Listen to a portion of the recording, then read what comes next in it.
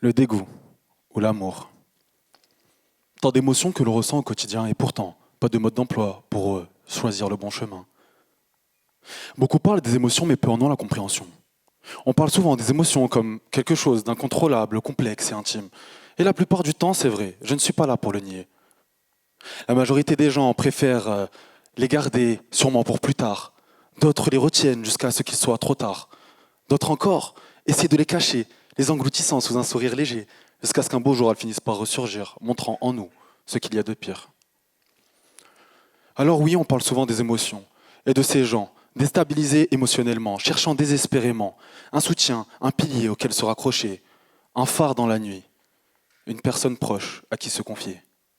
Une fois trouvée, elle cesse alors de porter ce fardeau de comédien, lui parlant de tout et de rien, car c'est peut-être en vidant son sac un peu trop plein qu'on construit un meilleur lendemain. Tous ces êtres humains, connaissez-vous leurs points communs? Si la réponse est non, alors écoutez bien. Ce qui relie tous ces gens, c'est cette peur de se sentir jugé, vulnérable ou différent. Erving Goffman, dans la mise en scène de la vie quotidienne, explique que la vie sociale est comme une scène de théâtre, chacun jouant un rôle selon le contexte. On ajuste notre masque selon le public. Et bien vous savez quoi? C'est ok. Loin de moi l'idée de chercher à vous prouver qu'en adoptant cette attitude, ils ont tort ou raison, car là n'est pas la question. Les épreuves que l'on traverse nous forgent, instaurant en nous des peurs et des incertitudes. Et ne plus avoir de questions, de réactions ou de position sur un sujet devient une habitude. Avant même que l'on s'en aperçoive, on devient un mort-vivant.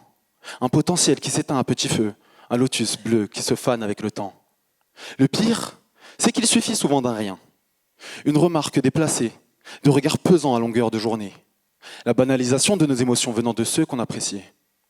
Tout cela peut créer en nous un complexe, celui de montrer nos émotions. On a alors cette impression qu'au moindre écart, on sera rejeté, blâmé et méprisé. Tant de craintes qui finissent par les laisser nous asservir plutôt que nous servir. Et oui, j'ai bien dit nous servir. Car il y a une catégorie de personnes dont je ne vous ai pas encore parlé. Et c'est sûrement eux les plus doués. Celles de gens comme vous et moi, mais qui ont décidé d'exprimer leurs émotions plutôt que les garder comme des poids. Que ce soit en les utilisant comme une force dans le sport, une créativité dans l'art, une puissance contrôlée dans l'oratoire. Des artistes, écrivains, poètes ou chanteurs dont l'écoute est agréable, laissant les auditeurs scotchés à leurs lèvres comme si leurs mots étaient palpables. À l'écrit ou à l'oral, on peut les exprimer dans une relation, qu'elle soit amoureuse, fraternelle, parentale ou amicale. En trouvant les bons mots, notre voix résonne en l'autre comme un écho. On peut alors faire lire ou entendre ce que l'on ressent à autrui pour enfin ne plus être incompris. Vous l'aurez deviné, je l'espère que je vous fais l'éloge des émotions. Toutefois, moi-même, j'en ai pas encore l'entière compréhension. Peut-être un jour, nous aussi, on pourra les contrôler. Quoi qu'il en soit, merci de m'avoir écouté.